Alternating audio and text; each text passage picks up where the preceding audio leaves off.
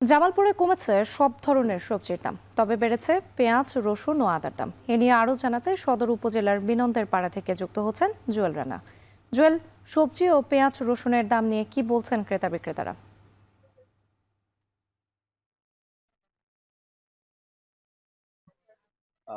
রাত্রে সপ্তাহের ব্যবধানে জামালপুরে ইতিমধ্যে সব ধরনের সবজির দাম কমলেও এই মুহূর্তে সাধারণ ক্রেতাদের ক্রয় ক্ষমতার বাইরে রয়েছে এমনটাই কিন্তু জানিয়েছে এখানকার যে সকল ক্রেতা রয়েছে তাদের সাথে আমরা কথা বলেছি।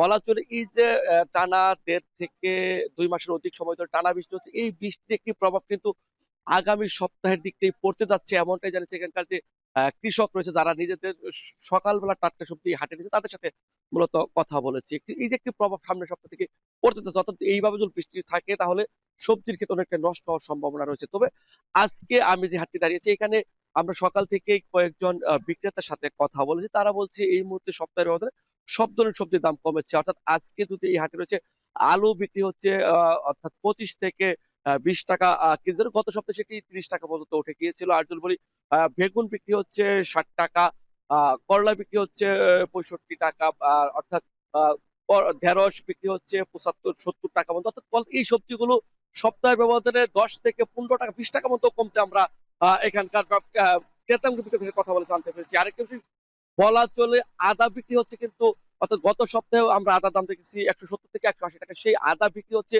আজকে কিন্তু এই হাটে 200 টাকা পর্যন্ত। রসুন বিক্রি হচ্ছে অর্থাৎ 100 টাকা, অর্থাৎ যে রসুন 80 থেকে 90 টাকায় বিক্রি হওয়ার আমরা খবর এখানে পেয়েছি। আর বিষয় বলা চলে পেঁয়াজ বিক্রি হচ্ছে 40 থেকে 45 টাকা কেজি, অর্থাৎ এই পেঁয়াজও কিন্তু 8 থেকে 10 টাকা মতো দাম বেড়েছে। বলতো এই যে সবজির দাম একটু কমলেও কিন্তু মশলা জাতীয় পণ্য সেটির দাম আহ বাড়ছে। অর্থাৎ বলা চলে সবজির যে বিষয়টা সেটা কিন্তু ক্রয় ক্ষমতার বাইরে চলে যাচ্ছে সাধারণ মানুষের।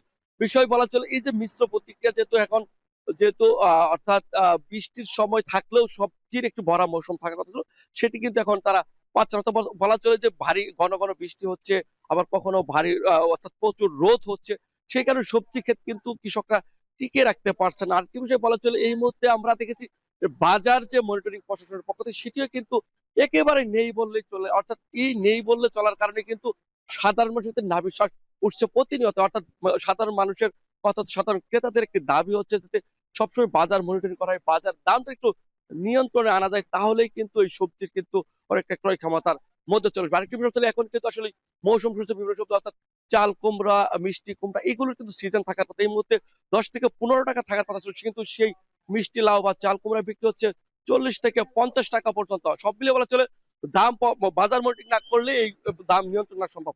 এই ছিল আমার কাছে সবশেষ তথ্য রাত্রি। জামালপুর থেকে যুক্ত ছিলেন জুয়েল রানা, জানাচ্ছিলেন সবজি বাজারের খবর।